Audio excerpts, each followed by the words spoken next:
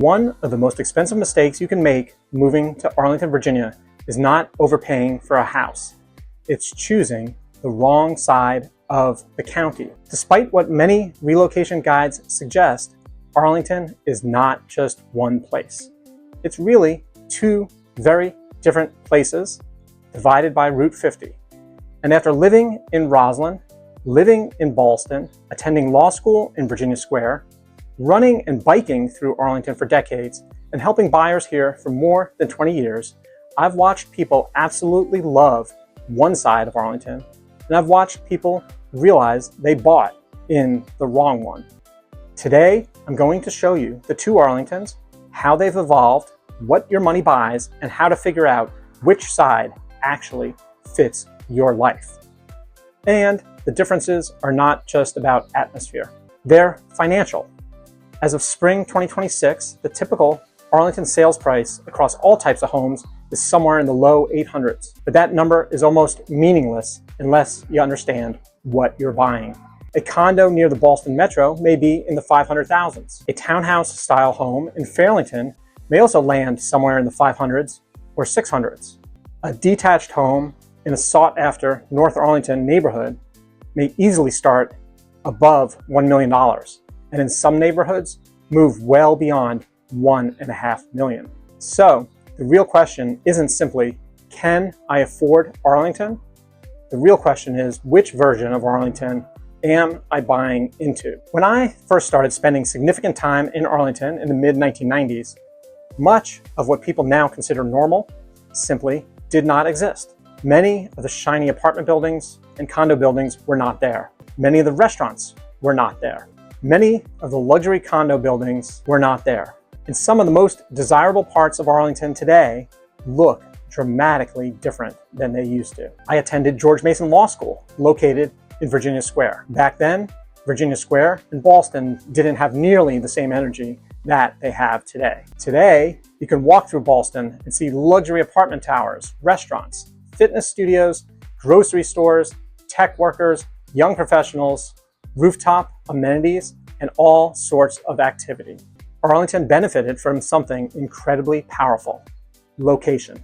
Look at a map. You're directly across the river from Washington, D.C. You're close to government agencies, close to military installations, close to major employers, close to the metro, and close to Reagan National Airport. Arlington has unique neighborhoods that can feel urban, suburban, and walkable almost simultaneously. Nowhere is that more obvious than North Arlington. When I lived in Rosslyn, it felt much more like an extension of Washington, D.C. You could walk across Key Bridge into Georgetown. You could jump on the metro.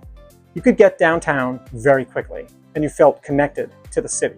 Back then, though, Rosslyn was still primarily viewed as an office district. People worked there, people commuted there, but Rosslyn didn't necessarily have the residential energy that it has today. So fast forward to today, and Rosslyn feels quite different. Public spaces are better, as well as the parks. The restaurants are better. The residential options are better. And the skyline has changed. The streetscape has changed. Rosslyn has evolved from a place where people worked into a place where more people actually want to live. So I'm curious, if you're watching this, are you looking for that high energy urban vibe, or are you looking for more space? Let me know in the comments, because that answer changes everything. Another reason I think my perspective on Arlington is a little different is that I haven't just experienced Arlington through a car windshield. I've experienced it on foot. I've experienced it on a bicycle. When you run or bike through Arlington, you notice how connected everything really is. You notice how easy it is to move from Rosslyn to Courthouse, to Clarendon, to Ballston, to Bluemont, to the W&OD Trail. You begin to understand why so many people love living here. Arlington isn't just a collection of neighborhoods, it's a network. The Custis Trail, the Mount Vernon Trail, 4 Mile Run, the W&OD. I've met buyers who originally thought they wanted a larger house farther out in the suburbs. Then they spent a day walking or biking Arlington. Suddenly they understood why people are willing to pay a premium to live here. It's all about access, convenience, options. And that brings us to the biggest difference between North Arlington and South Arlington. While both offer tremendous advantages, they tell very different stories. And understanding those differences is where we need to go next. Since I've seen all of these neighborhoods at a runner's pace, I've noticed that the energy people expect from Arlington is almost always centered in the north. Let's look at why that is. When many people outside the Washington area think about Arlington, they're usually picturing North Arlington, Clarendon, Courthouse, Ballston, Rosslyn. That's the Arlington that appears in the relocation guides alongside Arlington Cemetery. It's the Arlington that gets featured in magazine articles. North Arlington is impressive. You can start your morning with coffee at Northside Social in Clarendon, jump on the metro, be in downtown Washington very quickly, meet friends for dinner without ever moving your car, walk to fitness studios, walk to restaurants, walk to grocery stores, walk to happy hour. For many buyers moving from urban environments, it feels familiar. I've had clients relocate from Manhattan, Chicago, Boston, San Francisco, and Seattle who immediately gravitated towards North Arlington because it gave them a lifestyle they already understood. The energy, density, and convenience feels familiar. And if your job takes you to downtown DC regularly, North Arlington can be incredibly attractive.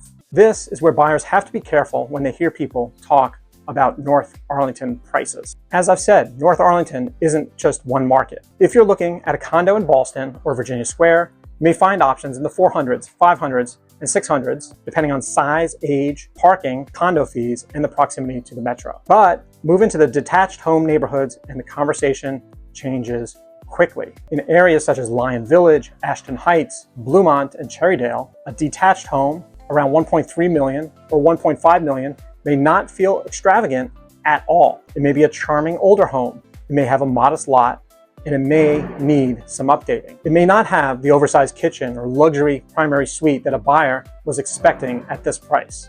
You're buying the location, the commute, the neighborhood. After showing buyers around Arlington for over 20 years, I've seen that many who start in North Arlington don't always end up there. Eventually, they may discover South Arlington. One of the biggest misconceptions in Northern Virginia real estate is that North Arlington is the destination and South Arlington is the compromise. I don't think that's true at all. Some of my favorite parts of Arlington are in South Arlington, and many buyers who ultimately purchase there are extremely happy with their decision. South Arlington simply offers something a little different. The personality of South Arlington feels different. Let's take Shirlington. I lived in Shirlington for several years and spent a tremendous amount of time there over the years. My wife Deborah and I have eaten there countless times. We've never had a bad meal at Carlisle Grand. And the chicken salad sandwich at Best Buns, it's always a treat. I've met clients there. I've spent afternoons there. I've gone to happy hours there. Shirlington has always had a personality that feels very distinct from Clarendon. Clarendon feels energetic. Shirlington feels comfortable. Clarendon feels like it's trying to impress you. Shirlington feels like it's inviting you to stay a while. And I mean that as a compliment to both places. Different people want different things. I've had buyers tell me that they wanted Clarendon. Then they spent an afternoon in Shirlington, walked around Campbell Avenue, grabbed lunch, saw the trails, and completely changed their minds. Shirlington has matured over the years. The restaurants expanded, the village atmosphere strengthened, and the trail connections improved. Dog parks became a major draw. The Signature Theater became a regional destination. Shirlington is one of the most unique lifestyle centers anywhere in Northern Virginia. And the South Arlington value story is more nuanced than people think. It's not simply the less expensive side of Arlington. There are multiple markets here too. In and around Shirlington, you may find condos and townhomes that give you restaurants, trails, a walkable village atmosphere without paying the same premium you might pay along parts of the Orange Line corridor. Fairlington, for example, has charming townhouse-style homes in the 500s and 600s with mature trees, community amenities, and easy access to Shirlington.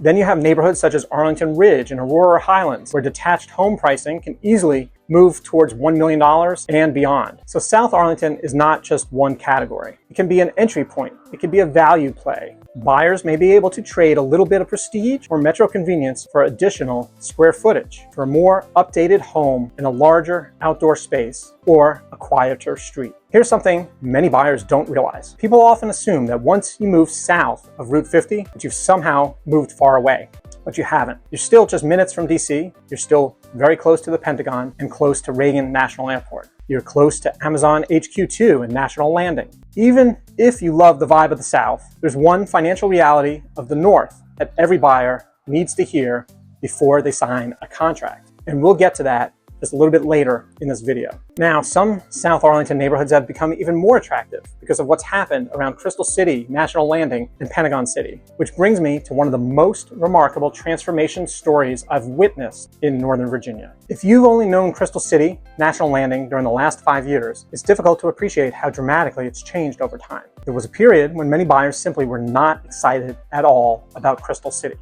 It felt heavily office-oriented. People worked there, but they did not necessarily dream about living there. Today, there's a completely different story, and it's thanks to Amazon. National Landing changed the conversation when Amazon HQ2 went there. Virginia Tech changed the conversation. Investment has poured into the area, new restaurants have arrived, new residential buildings, and a new energy has arrived. That's one reason why I always caution buyers against assuming that today's hottest neighborhood will always be tomorrow's hottest neighborhood. Markets and neighborhoods evolve, and Arlington has repeatedly proven its ability to reinvent itself. By the way, if you're trying to decide between Arlington, Alexandria, Falls Church, McLean, or any of the close-in Northern Virginia neighborhoods, send me an email at brian@brianblock.com. I've put together a Northern Virginia neighborhood fit scorecard that helps buyers narrow down which communities actually match their lifestyle. There's another big reason Arlington continues to command such strong demand. It solves one of the biggest challenges in the Washington region: traffic. Nobody moves to Northern Virginia because they're excited about the traffic. The difference is that Arlington gives people options. You can metro, bike, walk, or you can drive. I've had buyers from the outer suburbs move to Arlington. They don't talk about appreciation, property values, square footage. They talk about getting their life back. One client told me, "Brian, I didn't realize how much time I was spending in my car until I stopped spending time in my car." Sometimes what you're really buying in Arlington is not a house. It's the ability to get home for dinner. And it's the ability to make your kids' soccer game. It's the ability to take a spontaneous walk after work instead of sitting on I-66. And that's one reason Arlington remains so desirable despite its prices. The deciding factor isn't the neighborhood. The deciding factor is whether the neighborhood matches how you actually live. Now, we need to talk about money. What your dollars buy, where the premiums exist, how appreciation has worked historically, and whether North Arlington's higher prices are actually worth it. At some point, every North Arlington versus South Arlington discussion eventually comes down to money. Let's start with the obvious. North Arlington is generally more expensive, in many cases significantly more expensive. There are several reasons. First is proximity.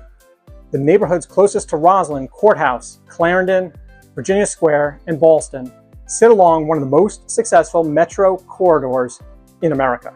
Second, reputation. Certain North Arlington neighborhoods have developed reputations over the decades. Lion Village, Ashton Heights, Bluemont, Cherrydale, Country Club Hills. People recognize those names and they seek them out. Third, land. You simply are not creating more North Arlington.